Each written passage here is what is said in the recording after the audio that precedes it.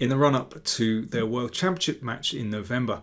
I'm looking at some of the previous games between Jan Nepomniachtchi and Magnus Carlsen. And I'm trying to divine what might actually occur in the match. And it's fascinating to see how their playing styles kind of clash against each other. So I'm looking at a game between Nepo with white, Carlsen playing black, played in the World Rapid Play Championship in Doha in 2016. It's an intriguing one, this one. Before I get on to that, let me tell you about patreon.com PowerPlayChess. If you want to support the channel, do consider signing up to patreon.com PowerPlayChess. There are extra videos for patrons. We've just started a new feature, the Monday Morning Mate, to keep you sharp. We try to post videos in advance without ads, if possible, for a few days. There's a monthly newsletter as well. Do check it out and help us to support the channel. Keep the lights on in my studio. So, without further ado, let's look at this game. So, Jan Nepomniachtchi with white. Now, he had a good record in their junior tournaments. As we saw in the last video, defeated Carlsen beautifully in the Tata Steel tournament. So Carlsen playing a very solid opening against him. I think that's a mark of respect against Nepo. He knows he's a very dangerous player. And plays knight f6 and recaptures with the e-pawn. Now, this variation has recently come right back into fashion. It looks a bit odd to recapture with the e-pawn. You can see that white has already an advantage in terms of the pawn structure. In the long term, this 4 versus 3 queenside majority, more control in the centre. But this clump of pawns on the king side can be very interesting for black, as we're going to see. And also it offers black very easy development. That's the advantage of this system for black. But is it enough to balance white's control in the centre? Let's have a look. Well, usually, or let's just say the most dangerous system for white is to castle on the queen side. But with the knight on f3, it takes a bit to organise that. And Nepo plays in a very kind of standard way, just playing bishop e2 and c4. So just claiming the centre. Now this knight comes across. This is an important manoeuvre. The knight, as we're going to see, comes across to the king side.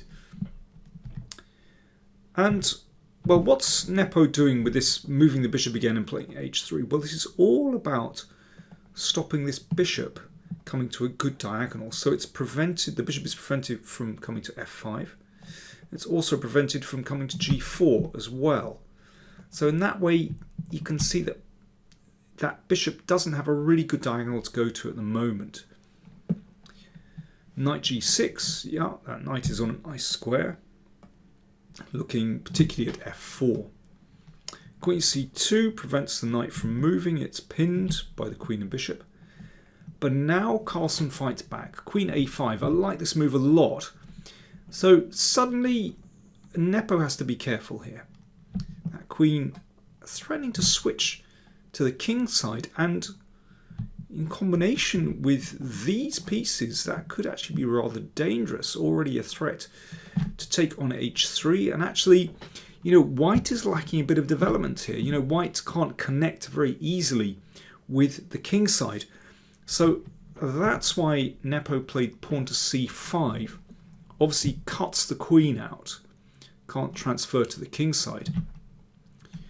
But this move has serious consequences for both players. Bishop d2, the queen is driven back home, and rook e1. So at the moment, Nepo has a very nice lead in development. Can he make anything of it? Well, I think very prudently, Carlsen plays bishop e6, and that, well, now that bishop finds a good square, and you can see because of c5, the d5 square has been weakened. So very important that Nepo fights that with bishop c4. And here, well, again, black has to be very careful because you can see that rook is shut in by the bishop. So for example, if, well, bishop takes bishop, you can take here, here. Well, white has nice control in this position, control of the e-file. There's even potential to push with d5 sometimes. This could be a lot of fun for white. Or bishop d5, again, not very nice for black, because white has a lead in development. That d pawn is very weak, and a nice pawn wedge on the queen side, that pawn on c5, beautiful. So Carlsen's next move, very important, knight f8, and that just holds black's central position. Here, I think Nepo should try and make something of this queenside pawn majority just by pushing the b pawn. But he plays rook d1. It's one of those moves which, you know, you can imagine playing in a rapid play game. It looks kind of nice to put the rook in the middle, but actually it gives black the time to find his feet here. Bishop c7. Bishop takes, again, slight waste of time. Queen d7, and Carlsen has found his feet here. He's managed to connect the rooks. You know, I like that a lot. And d5 is under control. That's very important. So white can't push through with d5. So Nepo goes for this push with b4, but it's a bit late now. And watch Carlsen's next maneuver. This is very nice.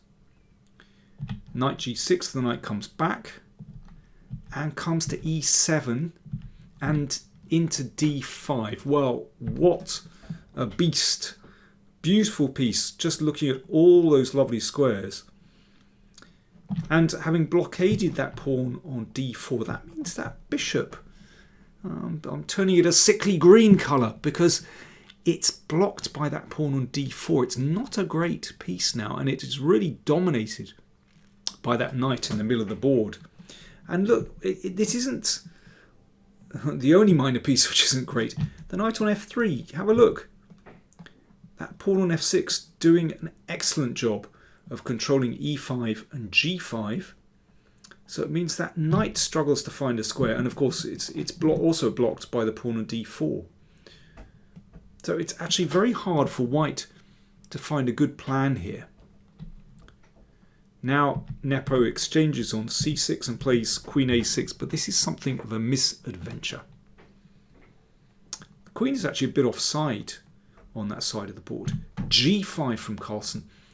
And one sees this so often in this variation that because of this extra pawn on the king side, that actually allows black's pawns to advance. And, well, because of these doubled f-pawns, in fact, black's king is still safe, even though these g and h pawns have advanced. There's a wonderful game that Korchnoi played.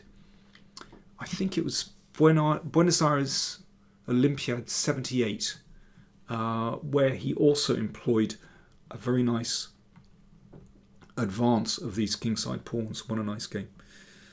It's difficult for white now. Nepo played knight h2. He's trying to find a square for that knight.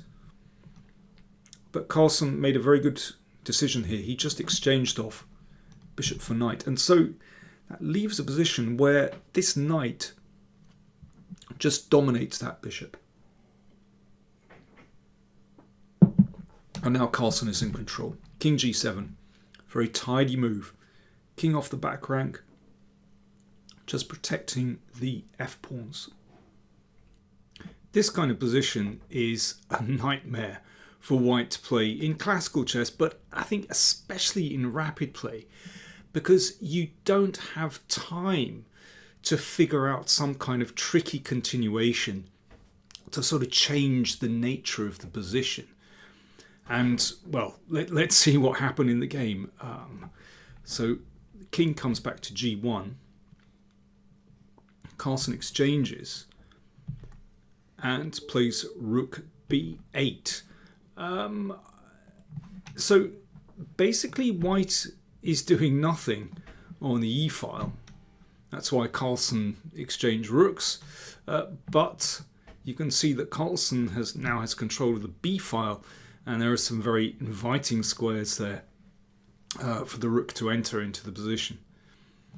Queen's doing nothing on a6, so Nepo retreated, but now, well, basically his position is just really passive. Rook b2. There wasn't a lot of that white could do against this invasion. a5, Nepo just trying to hold everything together. h6, that's h6 is just kind of rubbing it in, you know. Carlsen with h6 is just saying, you can't touch my position at all. You know, Nepo can do absolutely nothing. It's almost, well, it's not quite Zugzwang, but it's just an indication that black has all the time in the world because black's pieces are so strong and white can do nothing. Rook a2 hits the a-pawn, bishop comes back, and now the queen invades. So in combination with the rook, that is looking really nasty. Rook e8. Well, of course, Carlsen had to judge that this was going to be better for him because he does allow white some play. But the queen is the first to get in. Bishop e1, that just holds f2 and just blocks the back rank. So, you know, Carlsen has to be a little bit careful here because, you know, it's going to be white's turn to invade. But, well, he's obviously calculated this out. Knight f4. Queen a6 and queen takes d4. Here comes the tricky bit. So Carlsen's now a pawn up.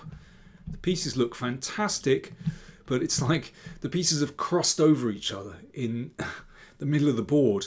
So now it is Nepo's turn to attack, but Carlsen had judged that actually he was okay after knight g6. But this is a really, really important moment in the game where Nepo takes on c6, which looks reasonable, but he had a very interesting option here. He could have played rook g8 and rook takes knight. And here's the idea that after this, if black wants to avoid a perpetual, then the king has to go on a very merry journey across the board. The king is actually safe, but it's tricky. I mean, white is not better here. Black is definitely winning this position. But with the king kind of staggering around, it's not so easy for black. That would have been very interesting. But instead, queen takes pawn. The obvious move. Rook a1, and basically, yeah, this is looking nasty for white. White is just hanging on here. The threat is, among others, is to play knight e5, breaking the communication here along the e file. Queen e4. Queen takes. So once again, Carlsen is a pawn up,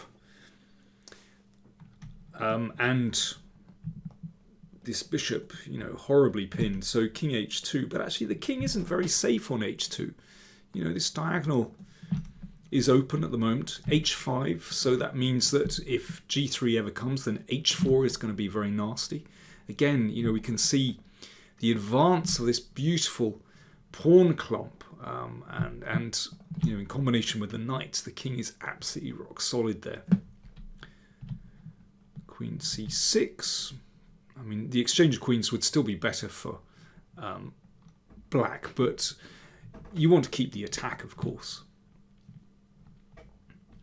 And the queen does protect that f6 pawn, so that's important. Rook a4. So that's just about connecting. So the rook is going to come to c4 and then down to c2, for example. Just hassle the bishop. And the rook very nicely placed, actually, along that fifth rank. f3. Well, there are no good moves for white in this position. But after f3, the rook switches back and hits the g2 pawn, and that, of course, is going to be fatal for white now. So here's how the game ended. Queen b5, threatening to come down here. h4. So now the king really is in a terrible bind. Check. Here, of course, if the queen comes back, then rook c1 wins the queen. So bishop g1, queen f1. and g2 is about to fall. So that was Magnus Carlsen's first win over Jan Nepomniachtchi. They'd played in junior tournaments, they'd played as grown-ups, in classical, in Blitz, in rapid, and this was their 10th game, and the first one that Carlsen won. So interesting stuff. I think we can see here, I think, a little bit of impetuousness from Nepo with the way he played. Somehow, in playing c5, he didn't follow up correctly. But really, I mean, maybe, in rapid play, it looks as though White has some initiative here. But, moves like knight f8, keeping control by Carlsen, that started to turn the game. And in the end, when we get to a position like this, well, we can see Carlsen absolutely in his element, just outmaneuvering Nepo, and just complete strategic dominance here in this position. Fantastic stuff. Hope you enjoyed that. There's going to be more coming soon in this series. And as I said, don't forget to check out patreon.com/PowerPlayChess. Thanks for watching.